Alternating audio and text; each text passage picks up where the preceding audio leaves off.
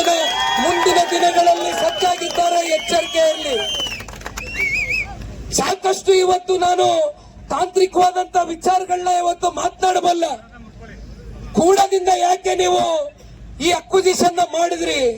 1987ರ ಕೂಡ ಆಕ್ಟ್ ಅಲ್ಲಿ ಯಾಕೆ ಅಕ್ವಿಸಿಷನ್ ಮಾಡಿದ್ರಿ ಅಂದ್ರೆ, ಕೂಡ ಆಕ್ಟ್ ಅಂದ್ರೆ ಏನು ಅಂತ ನನಗೆ ಗೊತ್ತಿಲ್ಲ, ತಿಳ್ಕೊಬಂದ್ ಮಾತಾಡ್ತೀನಿ ಅಂತಾರೆ. ನಿಖಿಲ್ ಬರ್ಲಿ ನಾ ಮಾತಾಡ್ತೀನಿ ಸಂದರ್ಶನದಲ್ಲಿ ಅಂತಾರೆ. ದಯವಿಟ್ಟು ಕೂಡ ಆಕ್ಟ್ ಅಲ್ಲಿ ಯಾಕೆ ಮಾಡಿದ್ರಿ? ಕೂಡ ಅಂದ್ರೆ ಏನು?